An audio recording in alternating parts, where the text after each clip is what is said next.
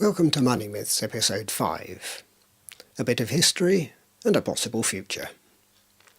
My name is Brian Leslie and I'm the editor of Sustainable Economics magazine.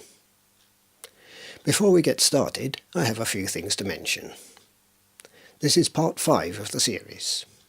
If you haven't seen the series introduction and parts 1 to 4, I'd suggest that you watch them first, in order, as we aim to build on the series on the basis that viewers have seen these episodes.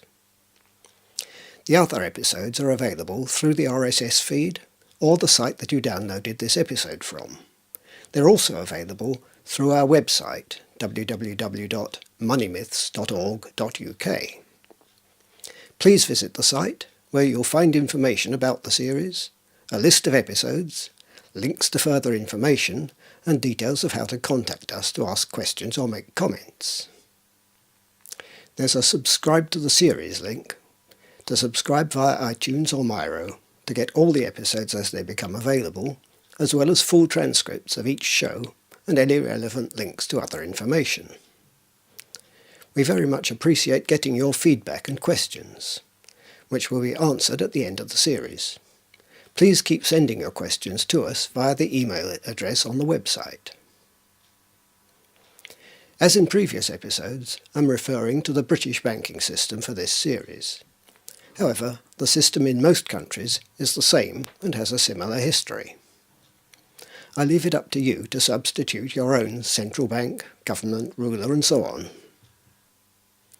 Before addressing this episode's main theme, I'd like to draw your attention to the Urgent Action Needed item now added to the opening page of the website. Please view it and act. So, now for a look at how the present system developed against strong opposition and at some successful breaks from it. The start of the present fractional reserve system is generally considered to be with the founding of the private Bank of England in 1694. Since then, there have been many changes back to more use of money spent into circulation, which clearly show the benefits of debt-free money. Let's look first at the conflicts involved in the development of our own British system. Originally, the bank's charter gave the bank the privilege of issuing banknotes, which it lent out at 6% interest. This was soon reduced to 3%, and for most of its history, loans it made remained at or below 5%. From mid-1932 to mid-1939, and from late 1939 to late 1951, in fact it stood at 2%. Inflation over most of this time was low, or even negative, as advances in manufacturing reduced costs. This contrasts with the time after the mid-1970s, when interest rates soared. At the time of the bank's founding, most money was in the form of coin, gold, silver and copper. Over this period, the note issue supplemented coins, but only slowly gained a greater share of the total money supply. From the start, there was opposition to the bank's privileged position, despite the much-needed increase in the money supply its notes created, and a series of Acts of Parliament sought to control its effects. The bank's notes were gold-backed. That is, they could be exchanged on demand for gold coin. Sometimes this led to problems when the bank's reserves of coin were too small, and emergency legislation was needed to suspend this right of exchange for varying periods. As other banks also issued their own notes, confidence in their value varied, and in 1844 the Bank Charter Act gave only the notes of the Bank of England the status of legal tender. The Act limited the amount the bank could issue, which was adjusted from time to time by further legislation. It took nearly 70 years before the other banks finally stopped issuing their own notes. With the outbreak of the First World War, convertibility to gold was ended. An emergency issue of Bradburys, 10 shilling and £1 treasury notes, was issued and spent into circulation by the government to supplement the monetary supply. These were named after the Treasury Secretary. Further issues followed later until 1928, when they ceased to be legal tender and were replaced by Bank of England notes, which until then had been issued only in values of £5 and above. From then on, the profit from the whole of the bank's note issue had to go to the Treasury. So after this, the whole seigniorage, the profit from creating legal tender money, went to the state, even before the bank was finally nationalised in 1946. By this time, the growing use of cheques, bankers' drafts and so on had added to the bank's ability to create money. Still, about 46% of the total money in circulation consisted of notes and coins that were spent into circulation debt-free by the government. This has now dwindled to only about 3%. Across the Atlantic, the early British-American colonies were kept short of coin by the requirement to pay in coin for the imports they needed. They had no banks, so the states' administrations resorted to making their own paper money in a variety of different ways. These were all very successful until the Bank of England persuaded the British government to outlaw the practice. Benjamin Franklin wrote, "The inability of the colonists to get power to issue their own money permanently out of the hands of George III and the international bankers was the prime reason for the Revolutionary War." This prohibition led to great hardship in the colonies, and it led directly to the War of Independence. The subsequent history of the United States clearly illustrates the struggle between banking interests and representatives of the people for the right to issue money.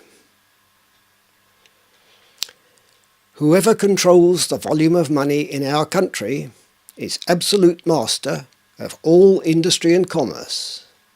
And when you realise that the entire system is very easily controlled, one way or another, by a few powerful men at the top, you will not have to be told how periods of inflation and depression originate. James A. Garfield, President of the United States, 1881, 2 weeks before he was assassinated.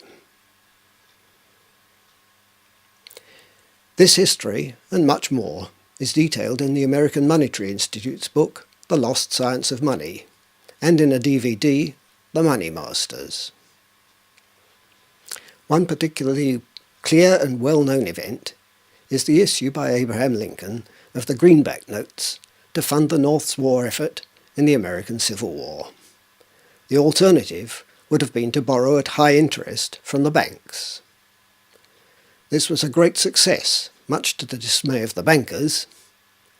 The southern states also issued their own paper currency, but greatly over-issued it, so causing huge inflation. Let's look at another example.